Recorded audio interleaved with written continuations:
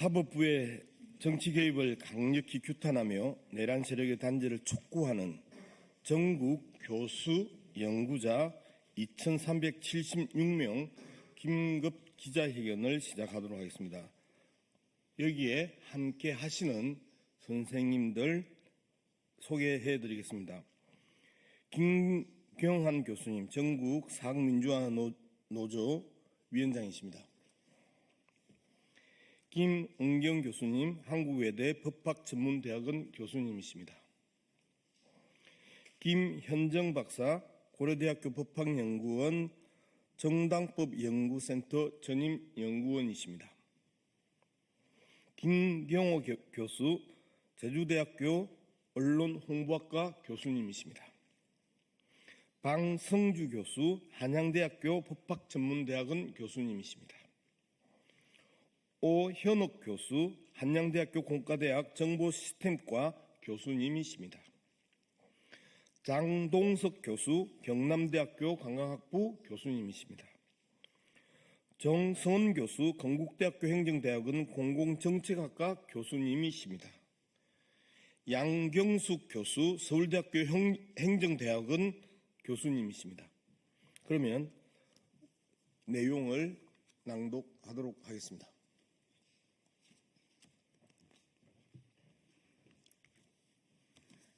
사법부의 정치 개입을 강력히 규탄하며 내란 세력의 단죄를 촉구하는 전국 교수자 긴급 기자회견.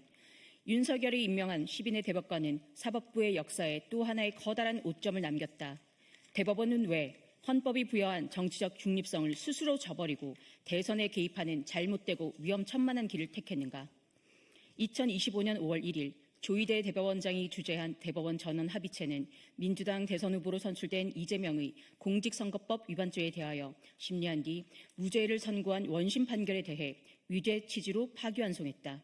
이는 항소심 판결 선고 이후 불과 36일 만의 결정으로 법률적 논의의 깊이나 정당한 사법 절차를 전면적으로 무시한 극히 이례적인 판결이다.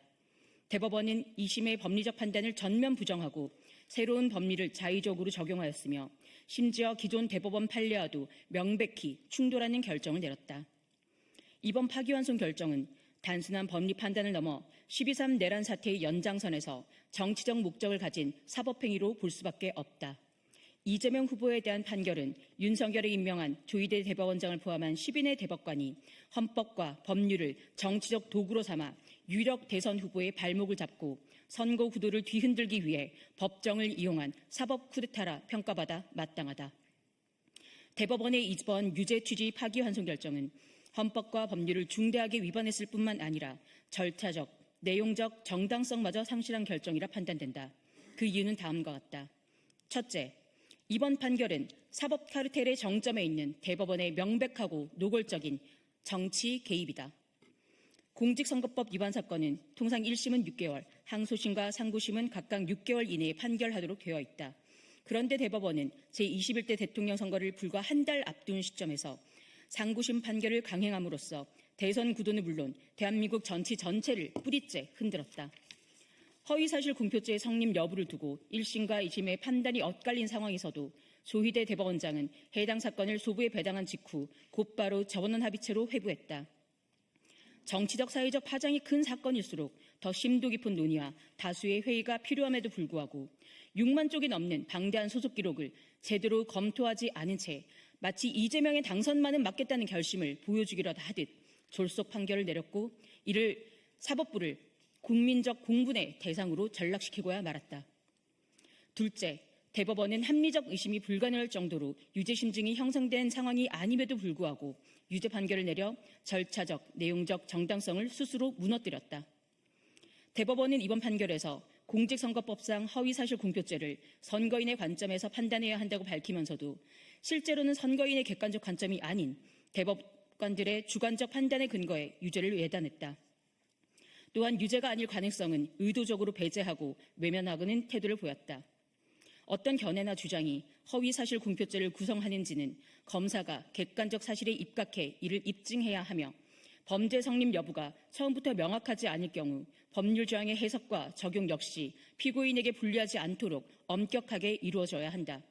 확실한 증거가 없는 상태에서 유죄 판결이 내려져서는 안 되는 이유다. 공직선거법 제250조 제1항은 후보자 본인과 관련된 허위사실을 공표하는 경우를 처벌 대상으로 규정하고 있다. 따라서 공표된 내용이 허위사실에 해당하는지 여부는 그 내용이 누구나 보아도 객관적으로 명백하게 허위일 경우에만 해당된다고 보는 것이 타당하며, 이는 해당 조항을 해석 적용할 때 반드시 지켜야 할 엄격한 기준이다.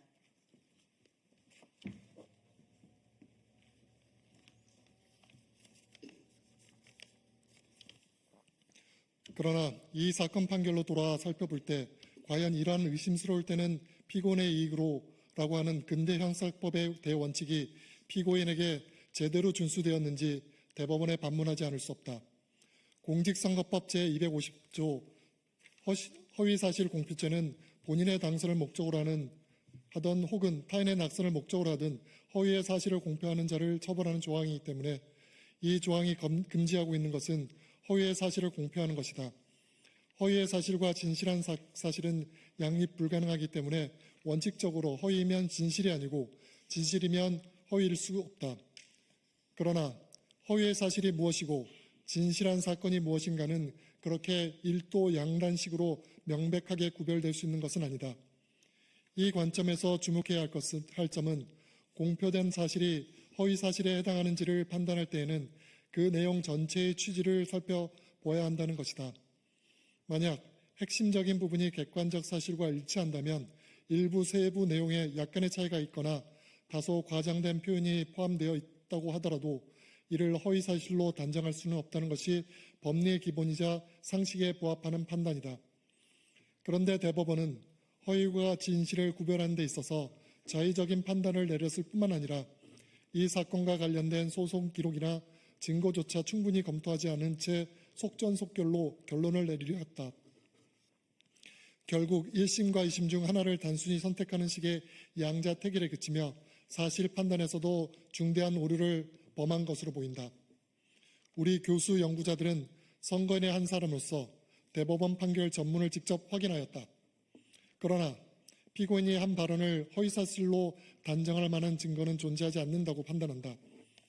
공직선거법 제250조 제1항의 입법 취지에 비추어 보면 어떤 사실에 대해 피고인이 그 일부를 감추었거나 허위의 내용을 덧붙였거나 또는 분식, 과장, 윤색 등의 표현을 사용했다 하더라도 그것이 선거인의 공정한 판단을 오도할 정도로 객관적 사실에 대해 고의적이고 의도적인 허위 표현으로 인정되지 않는 한 이를 허위사실 공표죄로 볼 수는 없다. 그럼에도 불구하고 유죄 취지의 파기환송 판결을 내린 조희대 대법원은 공직선거법 제250조 제1항의 허위라는 문헌이 허용되는 해석의 한계를 넘어 그 의미를 지나치게 확장시킴으로써 근대 형법의 최고 원리라고 할 수 있는 죄형 법정주의를 위반했다는 국민적 비판을 면하기 어려울 것이다. 셋째, 대법원은 이재명 후보의 두 가지 발언에 대해 확실한 증거도 없이 전후 맥락을 무시한 채 판단했을 뿐만 아니라 다른 해석의 가능성마저 모두 배제하고 이를 허위사실 공표죄로 단정하여 유죄 취지로 원심을 파기환송했다. 이번 판결에는 조기 대선을 앞두고 이재명 후보의 피선거권을 사실상 박탈하려는 숨은 의도가 드러나 있다. 이는 대한민국의 주권은 국민에게 있고 모든 권력은 국민으로부터 나온다는 헌법 제1조 제2항의 명문 규정과 국민의 대표는 유권자인 국민이 스스로 선택해야 한다는 민주선거의 원칙에 정면으로 위배된다. 나아가 유권자의 자유로운 선택권을 사전에 박탈하는 것으로서 그 자체로 명백히 위헌적 행위이다. 민주주의에서 자유선거의 원칙은 국민이 정치적 지도자로 누구를 선택할지 스스로 결정할 수 있어야 하는데 그 핵심이 있다. 이런 원칙은 최대한 존중되어야 마땅하다. 그러나 대법원은 이재명 후보가 중범죄를 저지른 것처럼 몰아가며 유죄 취지 파기환송 판결을 내리고 당선 무효형 확정을 통해 그의 피선거권을 사실상 박탈하려는 의도를 드러냈다. 이어 대법원 선고가 내려진 단 하루 만에 사건을 넘겨받은 환송법원인 서울고등법원은 재판부 배당부터 정광석화처럼 환송심 절차를 밀어붙이기 시작했다. 하지만 국민들의 여러와 같은 반대에 직면하면서 결국 공판 기일을 대선 이후인 6월 18일로 연기하게 되었다. 이는 사법부의 쿠데타 시도에 맞선 국민의 승리라 할 수 있다. 다만 사법부의 정치 개입이 정말로 끝난 것인지에 대해서는 여전히 지켜볼 필요가 있다. 공정한 선거를 보장하기 위해서는 유권자에게 후보자에 대한 보다 정확한 정보가 제공되어야 한다. 또한 유권자는 자신이 선호하는 후보자를 자유롭게 지지하고 그를 위한 선거운동을 자유롭게 펼칠 수 있어야 한다. 그러나 대법원은 이번 판결을 통해 유권자가 자유롭게 후보자를 선택할 수 있는 권리를 사실상 박탈하려 했다. 헌법이 정한 최고법원으로서 국민의 권리와 기본권을 보장해야 할 책무가 있는 대법원이 이번 사건에서는 사상 초유의 속도전으로 절차를 강행하며 오히려 피고인과 국민의 헌법상 기본권을 정면으로 침해한 것이다. 이로써 윤석열이 임명한 조희대 대법원장을 포함한 10명의 대법관은 우리 사법 역사에 또 하나의 기쁜 오점을 남긴 주인공으로 기록될 것이다. 대다수의 법학자와 법률가들이 이재명 후보에 대한 무죄 확정을 당연하게 보던 상황에서 대법원은 국민의 법 감정과 상식의 정면으로 반하여 헌정 사상의 시계를 거꾸로 되돌리는 퇴행적 판결을 감행했다. 특히 대선을 불과 얼마 앞둔 시점에서 유력 대선 후보를 겨냥한 이번 판결은 단순한 법률 해석을 넘어서 선거에 직접적이고 중대한 영향을 미치려는 정치적 개입으로밖에 볼 수 없다. 이는 사법의 독립성과 정치적 중립성을 스스로 무너뜨린 중대한 현정 파괴이며 국민 주권과 민주주의에 대한 정면 도전이다. 윤석열 대통령의 위헌적이고 불법적인 12상 비상계엄 선포에 대해 침묵으로 일관하던 대법원이 대선을 한 달 앞둔 시점에 판결을 통해 노골적인 정치 개입에 나선 것은 사법부의 독립성과 중립성을 스스로 무너뜨린 심각한 헌정 유린 행위다. 사법부는 검찰의 기소주의에 입각한 편파적이고 짜깁기 기소를 그대로 받아들여 1심의 유죄 판결을 지지하였다. 반면 피고인의 발언에 대해 전후 맥락을 면밀히 검토하고 허위 사실이 아닐 가능성을 인정하여 무죄를 선고한 항소심 판결은 오히려 배척하였다. 이는 대법원이 법률적 판단이 아니라 정치적 판단에 따라 움직였다는 강한 의심을 불러일으키기에 충분하며 그 결과 사법부에 대한 국민의 신뢰는 깊이 훼손되었다. 이에 우리는 다음과 같이 선언하며 강력히 요구한다. 하나, 대선 개입의 야욕을 노골적으로 드러내며 위헌적 파기환송 판결을 주도한 조희대 대법원장은 그 책임을 지고 즉각 사퇴하라. 하나, 사법농단을 자행한 대법원과 그 배후에 있는 내란 세력은 반드시 국민이 단죄할 것이다. 아직도 내란 세력과 결탁해 헌정 질서를 뒤흔드는 국가기관이 있다면 그 어떤 행위든 즉각 중단하라. 이것이 주권자의 명령이다. 2025년 5월 9일 대법원의 이재명 허위사실 공표죄 유죄 취지 파기환송 판결을 규탄하는 전국교수 연구자 2376명 일동. 자, 기자회견을 여기서 마치도록 하겠습니다. 감사합니다.